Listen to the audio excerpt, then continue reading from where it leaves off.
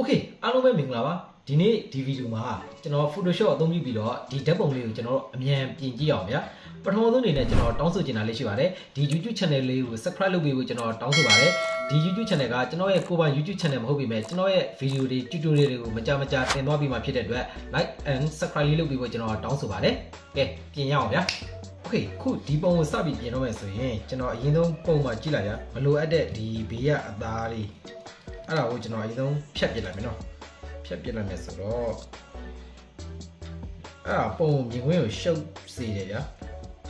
ပုံတော်ကအဲ့လိုမြင်ကွင်းရှုပ်နေဆိုရင်ဖြတ်ပြလိုက်ပါနော်ဟုတ်ပြီပြီးဆိုရင်ခုကျွန်တော်တို့ဒါပြင်ဘာလုပ်မလဲဆိုတော့ camera raw filter ကိုသွားမယ်အဲ့တော့camera raw filter မှာသွားရင် control 键နဲ့ layer ပွားလိုက်မယ်ပြီးဆိုရင် command shift a okay ဒီ filter နေပြီးတော့သွားလိုက်ရနော်ဟုတ်ပြီအဲ့ဒါဆိုရင်ခုဒီပုံမှာဆိုရင်အလင်းမောင်အရင်ဆုံးညှိမယ်ဗျာသိလားလင်းမောင်ကအများကြီးညှိကြတော့မလို့ဒီနောက်မှာနည်းနည်းလေးမောင်နေတဲ့ပိုင်းရှိတယ် black လေးကိုနည်းနည်းလေးတင်မယ်ကျွန်တော်နည်းနည်းလေးတင်ခြင်းနဲ့exposure လေးနည်းနည်းလေးသွားလိုက်မယ် contrast highlight လေးရှော့မယ် highlight ရှော့ပြီး white လေးနည်းနည်းတင်မယ်ဟုတ်ပါတော့ကျွန်တော်ဝါပဲလေးကိုနည်းနည်းလေးသွားလိုက်မယ်ဘာလို့လဲတော့ဒီညနေဆောင်မှာရိုက်ထားတဲ့ပုံဖြစ်တဲ့တော့ဗောနော်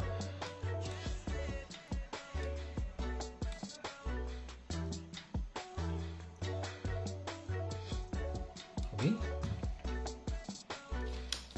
ပြီးဆိုရင်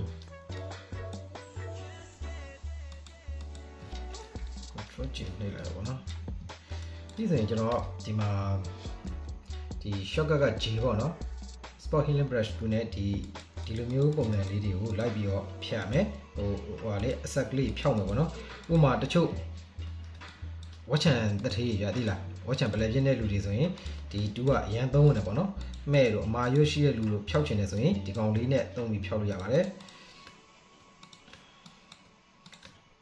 ဒါတော့ click ဆို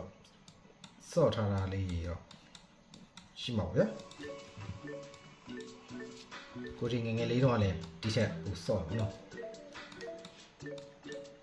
ဟိုအများကြီးတော့ပြင်စမ်းမလို့ပါဘူး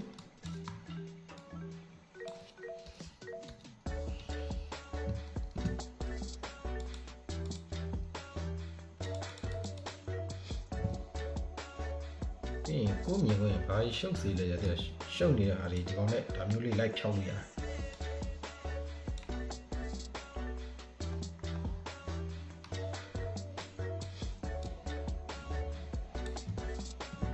ဟုတ်ပြီဒီတိုင်းဆိုရင်ကျွန်တော်ဒီလောက်ဆိုရင်အဆင်ပြေတော့ပါပြီ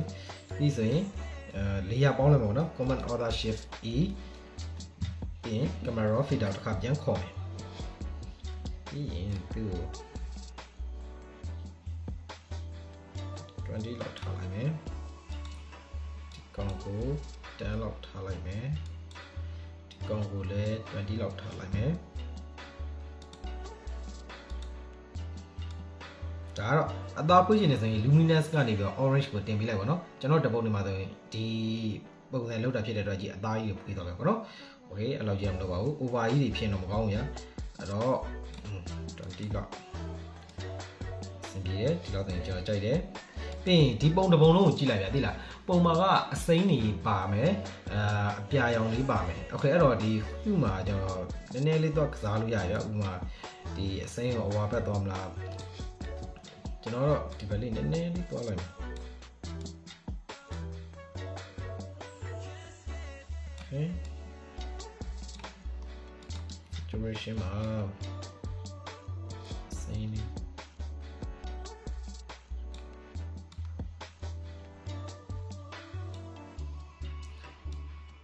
အခန်းလေးနဲ့ရေးချင်တာဖြစ်တဲ့အနီလေးတင်လိုက်ပါတော့သူ့ရဲ့အင်ဂျီနဲ့ပေါင်းပြီးမှအပြာရောင်လေးပါတယ်အဲ့တော့အပြာလေးနည်းနည်းလေးတင်လိုက်မယ် okay luminous ဒီအစိမ်းရောင်ကြီးတွေကိုဒီလိုအောက်ချလိုက်ရင်ရရဒါမှတင်လိုက်လို့ရ luminous ဆိုတော့အရောင်ရဲ့အရောင်မှာရှိတဲ့ color ရဲ့အလင်းမောင်ပေါ့နော်ကိုအစိမ်းဆိုရင်အစိမ်းရဲ့အလင်းမောင်ကိုဘယ်လောက်တူးကျင်တဲ့ချက် short ကျင်တယ်ခေကျွန်တော်ဒီလောက်ပဲအများကြီးတော့မသွားချင်ဘူးပုံပြင်နေဆိုတော့ညာသိလား ရုပ်တိမဆန်တဲ့အကြောင်းကြီးတွေပြင်ကြောက်လဲမလားပြန်ဘူးကျွန်တော်ကရုပ်တိဆန်တဲ့အကြောင်းလေးလည်းဖြတ်ရမယ်ပေါ့နော်ပုံ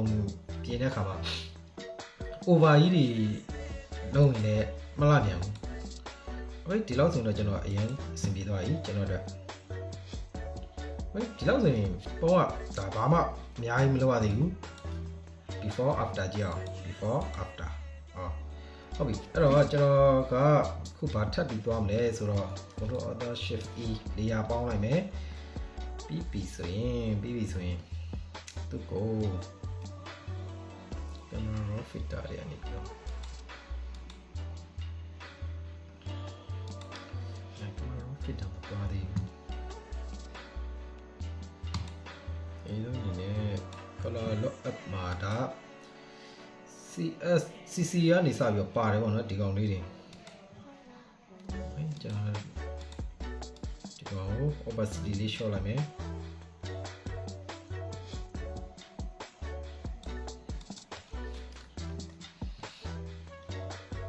ဒီစရင်ကျွန်တော်ဘာလုပ်ချင်လဲဆိုတော့ကန်တူတော့လိုက်မယ်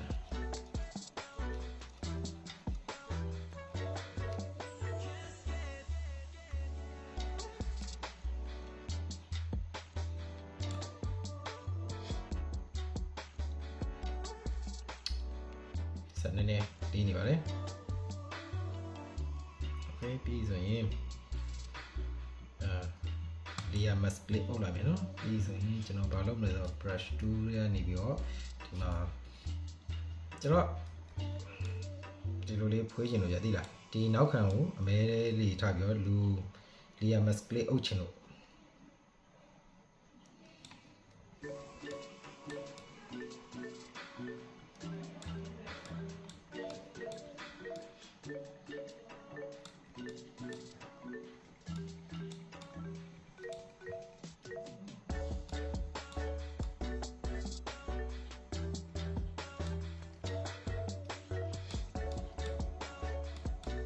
sorry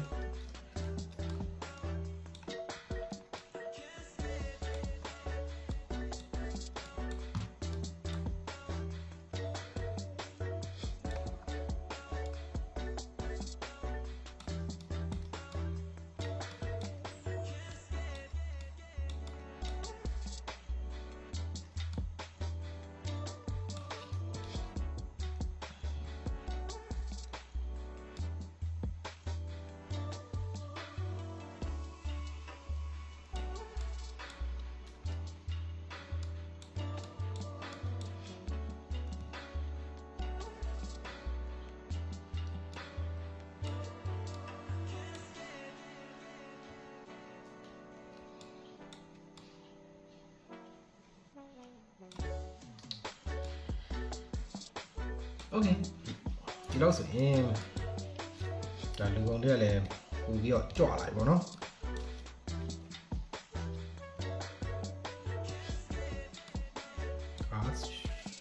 sorry okay အဲ့တော့ခုဒါ layer mask အုပ်ရင် control alt shift e မပါဆိုရင် command alt shift e ကိုသွားပါမယ်ပြီးဆိုရင်ကျွန်တော် camera raw filter လေးတစ်ခါပြန်ခေါ်လာဦးမယ်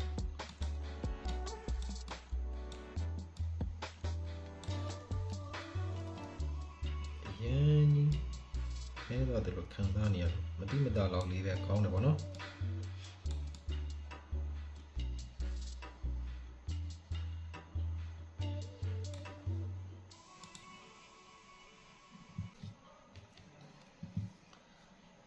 ပြီးရင်ဘာဖြစ်မလဲဆိုတော့သူ့ကို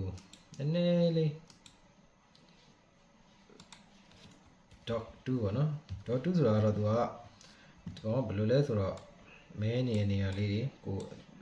တင်းကျင်တဲ့နေရာလေးပေါ့နော်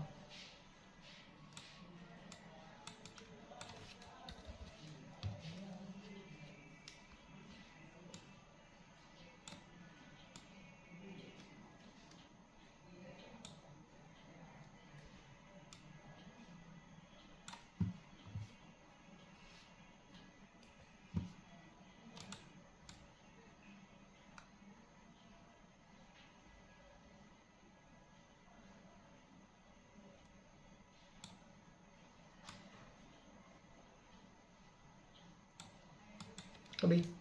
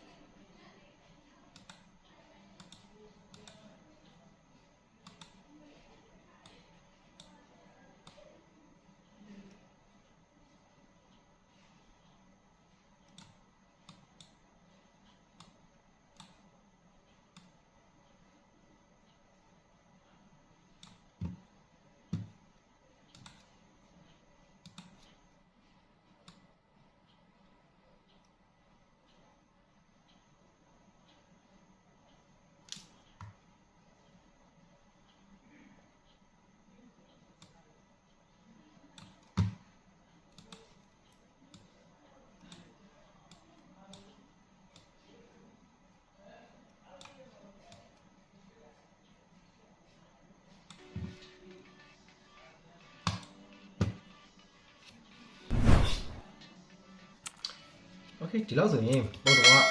အရန်စင်ပြေသွားပြီပေါ့နော်ဘာမှထွေထူးခက်ကြီးလောက်စားမလို့ဒီကတော့ဒါ retouch ကိုင်တဲ့အဆင့်တော့မရောက်သေးဘူးပေါ့နော်ဒါရိုးရိုးပုံပြင်တဲ့အဆင့်ပဲရှိပါသေးတယ်နောက်ဗီဒီယိုကြရင်ကျွန်တော် retouch ကိုင်တဲ့နည်းကိုထပ်ပြီးတော့တင်ပေးပါမယ်တကယ်လို့မရှင်းတာရှိတယ်ဆိုရင်ကျွန်တော်ကိုမေးခဲ့လို့ရပါတယ်သိချင်တာဒါမှမဟုတ်ရင်နောက်ထပ်သွားချင်တဲ့သိချင်တဲ့အကြောင်းအရာတွေရှိရဆိုရင်ကျွန်တော်ကိုမေးပါကျွန်တော်နောက်ဗီဒီယိုမှာထပ်ပြီးတော့ပြပြပေးပါမယ်ဒီ YouTube Channel လေးကိုလည်း Subscribe လုပ်ပေးဖို့ကျွန်တော်တောင်းဆိုပါတယ်ဟုတ်ပြီအဲ့ဒါရင်ခုပုံလေးကိုကြည့်လိုက်ပါ